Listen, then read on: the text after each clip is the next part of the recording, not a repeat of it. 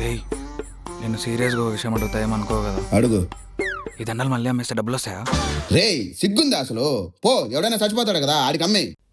Sorry రా. నేను నిజంగానే అంటున్నాను రా. ఇదిగో ఆ, లోపలికి వస్తావా?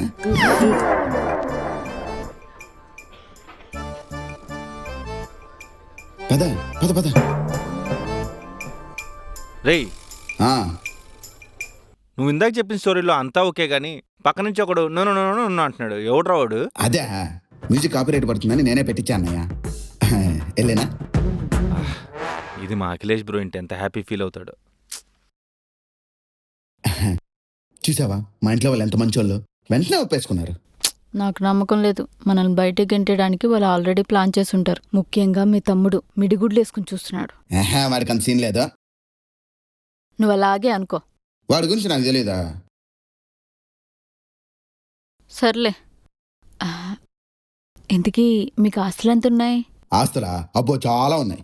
ఆ, నీ పేరు మీద ఎన్నున్నాయి? నా పేరు మీద నాకు తెలియదే, అన్నీ మా అన్నయ్య చూసుకుంటాడు. మీ అన్ని ఏమన్నా సంక్రాంతి సినిమాలో వెంకటేష్ బాబు అనుకున్నావా? తమ్ముళ్ళందరికీ ఆస్తి సమానంగా పంచడానికి? కాదు కాదు, మా అన్నయ్య సంక్రాంతి సినిమాలో వెంకటేష్ కాదు. మా నాన్న చనిపోతూ వాడి చెవులోనే ఏదో చెప్పాడు కదా. మీ అన్ని ఆల్రెడీ ఆస్తి కొట్టడానికి ఏదో ప్లాన్ వేసే ఉంటాడు. మీ తమ్ముడు కూడా దాంట్లో ఇన్వాల్వ్ అయి ఉన్నాడు. వాడి ముఖం 5-10 రూపాయలే నన్ను అడుక్కుంటా ఉంటాడు. అదంతా వాళ్ళ ప్లాన్.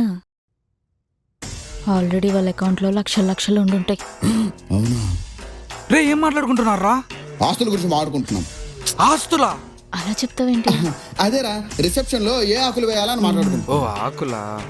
సరే, అన్నయ్య పిలుస్తున్నాడు రా. వస్తాలే పో.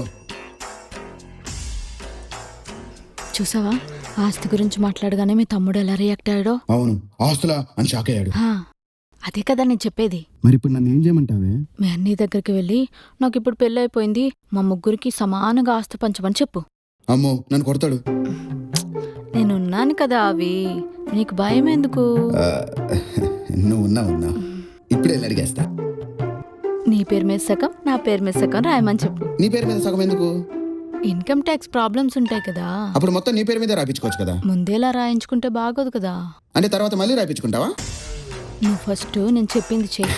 నువ్వు చెప్పింది అంతా చేస్తాను, ఎందుకంటే నీ బుగ్గలంటే నాకు చాలా ఇష్టం కదా. ముద్దు ఒకటి. ముందు మీ అన్ని దగ్గరికి వెళ్ళి ఆస్తి మొత్తం రాయించుకో. ఆ తర్వాత ఎన్ని ముద్దులు కావాలంటే అని పెట్టుకోవచ్చు. మనకు కరువా ఏంటి? కరువు లేదు, ఆస్తి ఇంపార్టెంట్. అడిగేసి వస్తా.